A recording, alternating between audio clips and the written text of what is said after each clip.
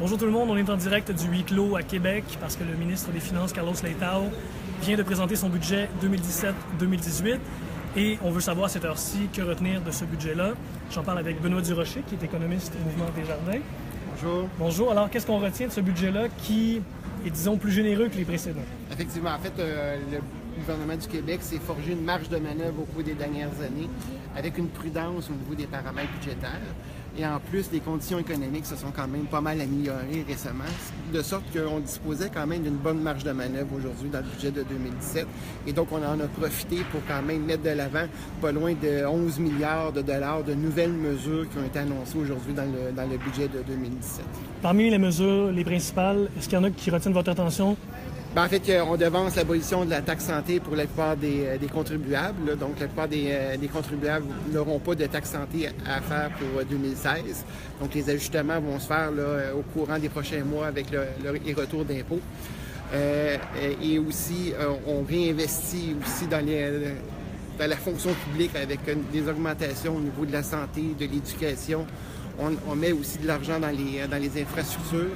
Et avec une petite baisse d'impôts aussi, on augmente les montants de base pour la plupart des contribuables, de sorte que ça va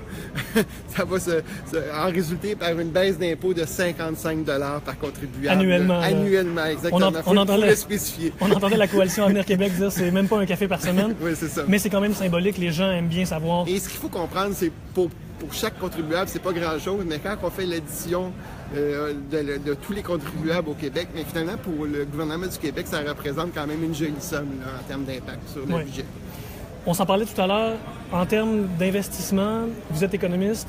Est-ce qu'on a dépassé notre capacité de payer avec ce budget-là? Non, mais c'est ça qui est intéressant. Donc, évidemment, on a été très prudents au cours des dernières années. Et là, c'est le fun de voir qu'on continue dans cette veine-là avec une prudence quand même du côté du gouvernement du Québec. Parce que quand on regarde le solde budgétaire, malgré le 10,7 milliards de plus de mesures qui est annoncé aujourd'hui, le solde budgétaire est toujours à zéro pour les 5 prochaines années.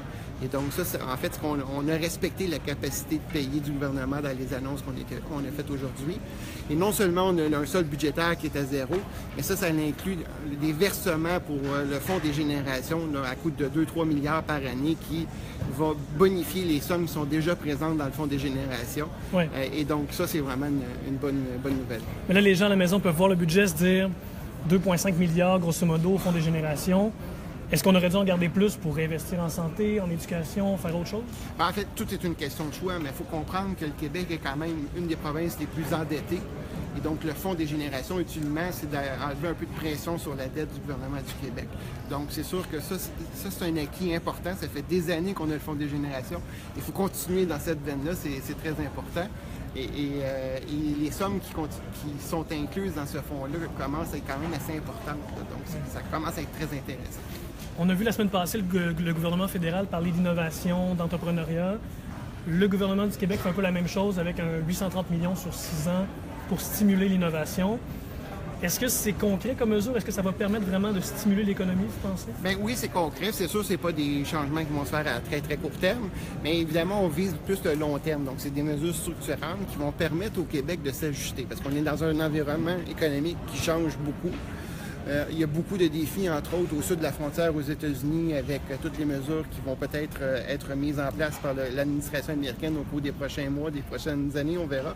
Donc, il y a beaucoup de défis au sud de la frontière.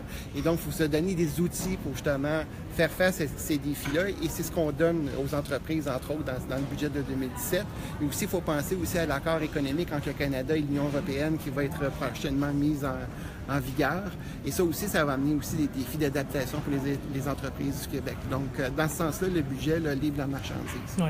Donc, avec une croissance économique prévue de 1,7 % en 2017, 1,6 % l'an prochain, est-ce que le Québec est en bonne position pour s'adapter si jamais M. Trump nous réserve une surprise prochainement? Oui, en fait la crainte, c'est d'avoir une croissance économique finalement un peu plus faible qu'escomptée. Parce qu'on sait qu'en moyenne, la croissance économique au Québec quand on regarde la tendance de long terme, c'est un peu plus bas que 1,7 % par année. Il faut comprendre que le potentiel de croissance de l'économie du Québec est quand même plus faible, aux alentours d'1,2 en moyenne. Donc, avec une croissance de 1,7, 1,6 pour les prochaines années, on est quand même au-dessus de cette moyenne-là. Donc, c'est une bonne chose. Tant mieux pour le budget de 2017. Mais évidemment, la crainte, c'est d'avoir une mauvaise nouvelle, puis finalement d'avoir une croissance décevante pour les prochaines années. Ce qui est intéressant, c'est que dans le budget, on a quand même des mesures qui nous mettent un peu à l'abri de ces mauvaises nouvelles-là qu'on pourrait avoir du côté de la croissance économique. Je pense entre autres à la réserve de stabilisation. Ça, en fait, c'est les sommes des surplus des dernières années qu'on a accumulées dans une réserve, qu'on met de côté. Et si jamais on a besoin d'aller piger dedans à cause de mauvaises nouvelles, entre autres sur la scène économique mondiale ou québécoise, mais on a ces sommes-là qui sont disponibles dans le futur. Et aussi, il y a toujours les provisions pour éventualité qui sont prévues à chaque exercice, allant même jusqu'à 900 millions là, pour 2021-2022, qui est mis juste en provision au cas où on ait une mauvaise surprise. Ouais. Et en terminant, est-ce que dans ce budget-là, il y a des éléments que vous auriez aimé voir qui ne s'y trouvent pas, des absents? En fait, on aurait aimé, mais encore là, on prend peut-être un peu les devants, des mesures sur la fiscalité des entreprises, parce qu'on sait que l'administration Trump va entreprendre une révision, puis probablement une baisse d'impôts pour les entreprises américaines, et on ne voudrait pas que les entreprises du Québec perdent leur compétitivité fiscale. Mais évidemment, on prend peut-être un peu les devants. Donc, on va laisser le temps à l'administration Trump de mettre en place leurs mesures et on verra comment on réagit du côté du Québec dans les prochaines années par rapport à ça. Benoît Durocher, économiste au Mouvement Desjardins, merci d'avoir pris le temps de nous expliquer tout ça. Ça fait plaisir.